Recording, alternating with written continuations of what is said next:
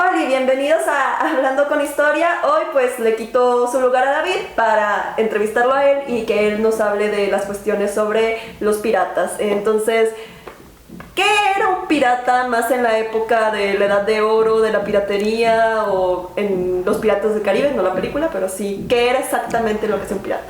Ok, bueno, para empezar, un pirata es una empresa de un individuo o de un grupo de individuos de manera privada, ¿no? O sea, puede pasar una redundancia, pero ellos actuaban por su propio deseo y robaban otro tipo de naves, incluso robaban y atacaban islas, puertos, ciudades. La piratería fue algo muy importante, no por nada hay dos ciudades que se fortificaron de gran manera en lo que fue en las colonias españolas, que fue la ciudad de Cartagena, allá en el Sudamérica, y la ciudad de Veracruz, aquí en México, ¿no? Entonces, los piratas podían atacar ciudades y otros barcos y robaban, pero era para su beneficio personal. Ahora es muy importante hacer la diferencia entre un pirata y un corsario o un filibustero, ¿no? Son ligeramente diferentes, pero aquí los voy a manejar de manera algo similar, que el corsario y el filibustero muchas veces eran contratados por otro estado para atacar los navíos, preferentemente, o lo que se acostumbraba era a los españoles, ¿no? Entonces imagínense que la reina de Inglaterra le pagaba a un pirata muy famoso que se llamaba Drake, al cual él, a cambio de ese pago, bueno, podía asaltar todas las naves con cierta licencia de parte de Inglaterra. Entonces, si los barcos españoles capturaban el navío de Drake, no lo podían matar como a los otros piratas que actuaban por empresa privada, porque tenía esa licencia. Entonces prácticamente era como un prisionero de guerra, y a los prisioneros de guerra no se les podía matar. En la práctica, en los documentos de los españoles, todos son piratas, ¿no? Es un vato que roba, es pirata. Pero en la práctica realmente fue muy diferente para lo que eran los ingleses, para estas personas, ¿no? Entonces, sobre todo vamos a entender que el corsario no actúa por empresa privada. Muchas veces le daba, yo que sé, el 10%, un porcentaje de lo que capturaba a las reyes de Inglaterra, los reyes de Holanda, de Francia, etcétera, ¿no? Mientras que el pirata se podía quedar todo con esa ganancia del hurto. ¿Y cómo funcionaba en sí el barco pirata? O sea, ¿cómo funcionaba la flota? ¿Cómo funcionaban entre ellos?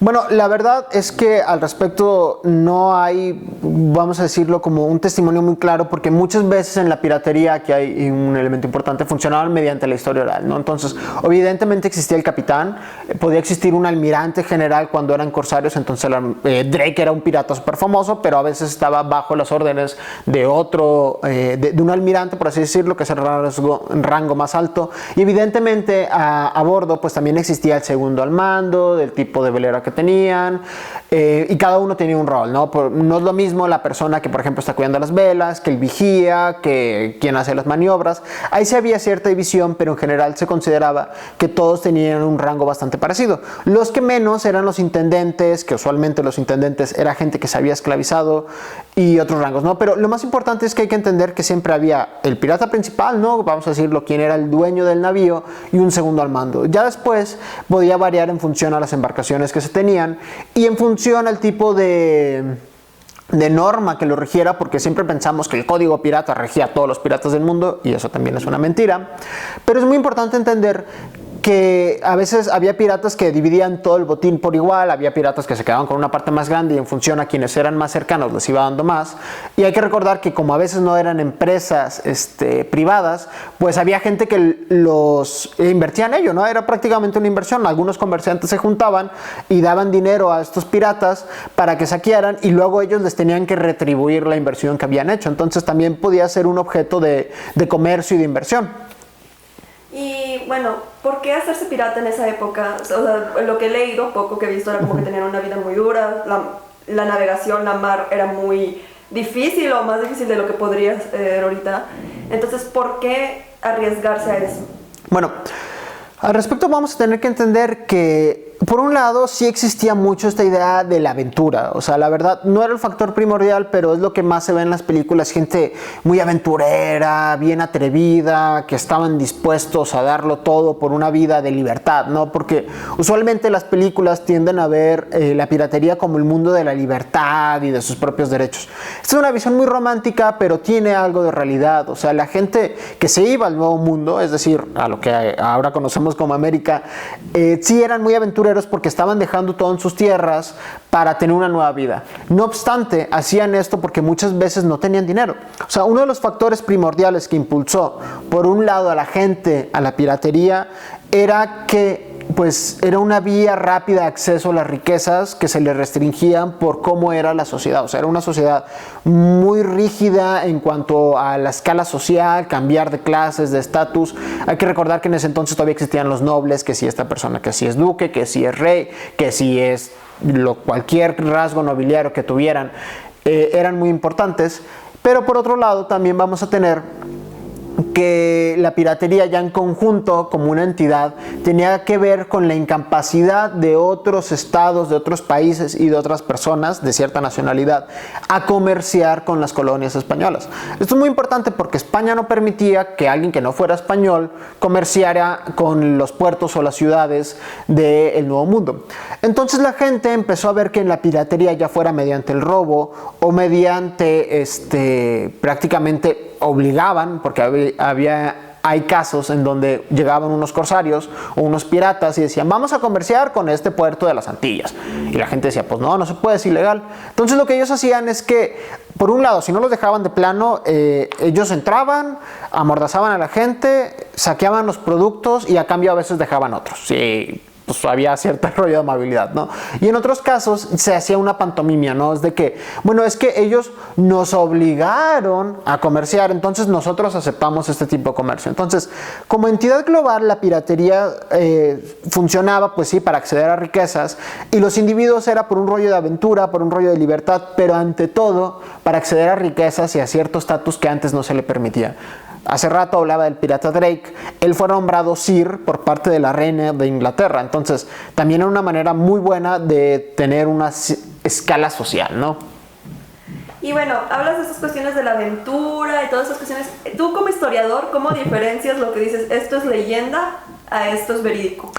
Bueno, como historiadores vamos a trabajar con documentos, ¿no? Ya lo dije, en la piratería existía mucho lo que se llama la historia oral, entonces es muy difícil distinguir qué era leyenda de qué era la realidad, pero usualmente cuando aparece un nombre de un pirata muy famoso, pues lo primero que vamos a hacer es ver si durante esa temporalidad, por ejemplo, en lo que se llamaba la Corte de Cádiz, ahí llegaban muchos documentos. Ahorita en Sevilla, para los historiadores, es una región muy importante a nivel documental, España en general, porque ahí están todos los documentos. Entonces nosotros vamos a checar, es que me hablan del pirata Memito Herdes, ¿no?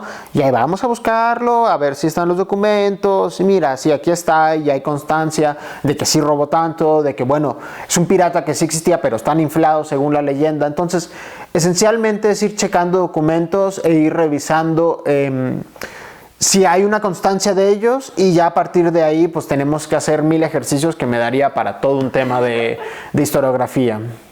Y bueno, aparte de que nos fascinen los piratas por la idea de, como tú dices, aventura, libertad y las películas, ¿por qué nos deberían de importar en la realidad? O sea, porque lo vemos como algo muy ficticio de, sí, el pirata, y bueno, se acerca Halloween y a disfrazarnos de pirata, pero en la realidad, ¿qué nos han traído? O sea, ¿qué es lo que han dejado?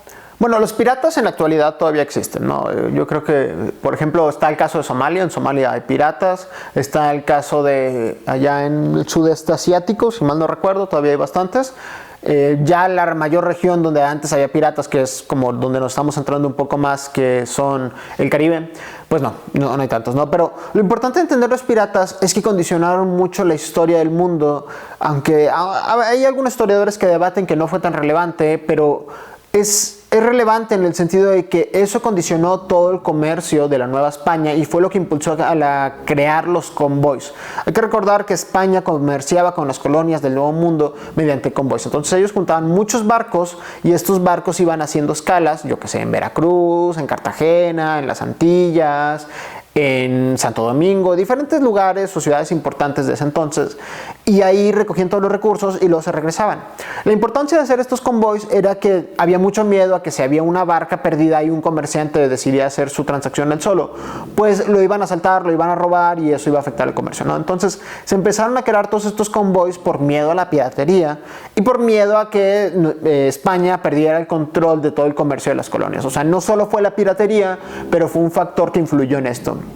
Entonces la piratería condicionó mucho esto porque luego va a condicionar el desarrollo económico de las colonias, va a condicionar el deseo posterior de libertad, de libre comercio, de libre flujo de mercancías, y también va a crear mucha corrupción y va a crear mucho contrabando, ¿no? Entonces la existencia de la piratería también es importante porque eso va a fomentar que la gente haga un comercio ilícito. O sea, no solo es que los piratas robaran y ya fueran ricos, sino que lo que robaban lo tenían que vender, y entonces tenía que haber puertos y gente deseosos de esos recursos, ¿no? De recursos que muchas veces la alma mater, que era España, no permitía a las colonias tener, o no tenía la capacidad suficiente para suministrar de todos esos recursos. Entonces la piratería también ahí fungió un rol muy importante.